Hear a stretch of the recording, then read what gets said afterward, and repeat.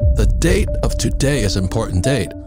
And the reason that's important is just yesterday at Davos, Switzerland, the IMF stood up and said the world economy is hitting into the worst economic headwinds since World War II, the worst. And that's why it could be bad news, but depending on how you look at it, it could be very good news. This is about as macro an environment as I've ever seen. And I think most people's read on it is probably wrong right now.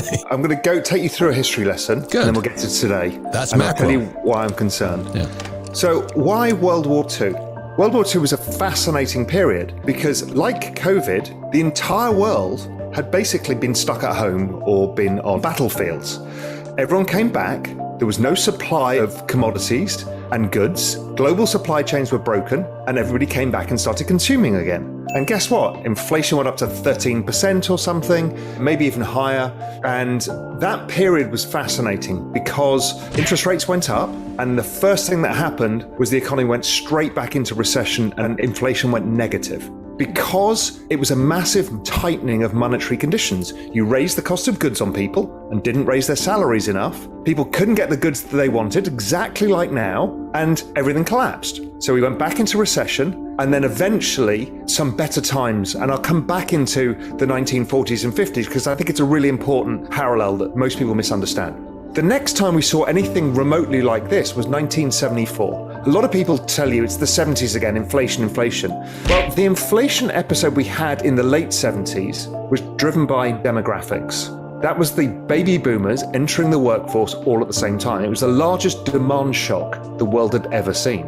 And we had a supply shock of this oil crisis of the Arab oil embargo. That's not repeating now. What is actually more similar is 1974. 1974 was the Arab oil embargo. The price of oil tripled and interest rates went up, inflation shot up, and the immediate effect was the economy went down the toilet. Almost do not pass go. The stock market fell 50%, and the ISM survey, which is a good guide to the business cycle, anytime it crosses below 50, suggests the economy is getting weak. A recession comes at about 47. It hit 30, which was the lowest in all history. And it happened in a space of 4 months, based on exactly the same kind of setup we've got now. So you're saying that the 70s are now pretty close? Yes, and inflation fell in 1974 afterwards. People are still thinking inflation goes on forever. It did not, and it did not in the 1940s either. Then the next one up is 1984. We saw an issue where global trade, there was a huge amount of trade disputes.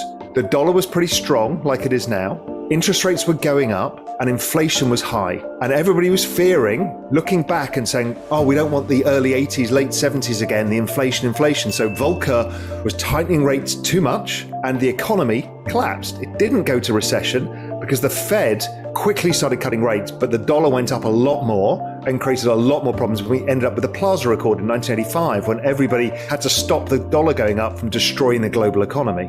So then the next time we see something similar was 2008. If you remember, the oil price was at $147. Inflation was 6%. The Fed had been cutting into that because the economy was imploding. 2018, exactly the same. Oil prices high, inflation high, the Fed were hiking rates, trying to tighten the balance sheet, and what happened is the economy rolled over really quickly again. Okay, so what's going on here? Why does this phenomena keep happening? Everyone extrapolates inflation out forever. What actually happens is that consumption falls because we've tightened monetary conditions. So tightening monetary conditions to ordinary people means the cost of your mortgage has gone up at the fastest pace in history. Over a 1-year period, mortgage rates have never risen this fast. So any money you borrowed has suddenly got much more expensive. Your wages haven't kept up with the cost of just basic services like food. So you're actually feeling poorer. So you can't consume as much, and you start not consuming other things. People overextended on housing because they rushed into housing in 2020 and 2021, and the rates have gone up for them. Also, just the rise in things like the cost of oil has meant that, gas prices, all of this stuff, and then the rise in the dollar, which is a monetary tightening. All of these things get together would suggest that the ISM is going back to 30, which is as it was in 1974, which is a terrifying fall. And it's suggesting that if we're not careful, we could have a very sharp nasty recession, meaning kind of a negative 5% GDP recession. It might be short, depending what the Fed does, and we'll come on to that in a bit. So we've got the setup that we've seen many times in the past. We've got the forward-looking indicators, this monetary tightening, suggesting we've got some real pain to come. Then the anecdotal evidence, we're seeing all the tech companies who were bulletproof laying off staff and giving earnings warnings because everybody can't raise prices enough, so their margins are falling and people have overextended. Amazon said, we've hired too many people. They're one of the biggest employers in the United States. Okay, this is not good. But the answer to higher prices is higher prices. And that's what's happened. And everybody's looking around themselves saying, well, what's going to break? When stuff like this happens, the market goes down, something's going to break. We're looking, what bank is it? What hedge fund is it? The actual answer is, it's the economy.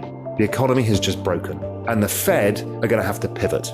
And that's what the IMF is saying in Davos yesterday. They're saying, and it's dead right, the monetary conditions that we've imposed on corporates and people is the biggest tightening in all history. We've also got China slowing down very fast because the lockdowns, but also they've been in recession, and Europe with a war and having to deal with this energy transition. So we've got no leg of global growth here. Oh. Now, the question is, how bad does this get? Let's talk some scenarios. When people use the word recession, that means 2 back-to-back quarters of negative growth. That's the technical definition of a recession. To you and me, I think it means a loss of jobs and a loss in your net worth because it's the falling of asset prices that comes with a recession. What's the possibility of sliding to a depression? So depression, I would suggest, is a much longer, more extended period. I don't think that can happen right now. Now, I don't say that with certainty. I never do. Talking probabilities. The reason being is there's one piece of magic, the Fed balance sheet. The Fed balance sheet disguises all bad things because what it does is when they print money, it lowers the purchasing power of the dollar. And most of the central banks at the same time do it. And people always think it's going to be inflation is what it leads to. It leads to something much more pernicious and evil, which is the debasement of currency. And what that does, how it manifests itself, is all of these scarce assets, equities, real estate, gold, crypto, go up a lot. But all they're doing is reflecting the devaluation of the fiat currency itself. So that optically can change everything because suddenly all of these things go up, everybody feels okay, and it changes the outcome. People are still worse off generally, but it's a trick. And so I think that trick gets played again pretty soon. This time I think the trick gets played in a different way, which was the other genie that came out of the bottle in 2020, which the Europeans are doing now, some states in the US are doing, Japan is doing, India is doing, which is direct transfer payments to individuals. When I heard you talking about that, Raul, I thought you went to the dark side, man. MMT, UBI, and all that stuff, which is to me Marxist. But you're also looking at it from the humanitarian side. Regardless of what our political or economic views are, this is what is going to happen. So we have to judge it with that lens, not how we would like it to be, but what it will be and what the probabilities are. I look at the emptying office spaces because people are not going back to work. I mean, this is not an ordinary recession. The Apple says they're not going to go back to work. All the office buildings empty, and residential real estate depends upon jobs.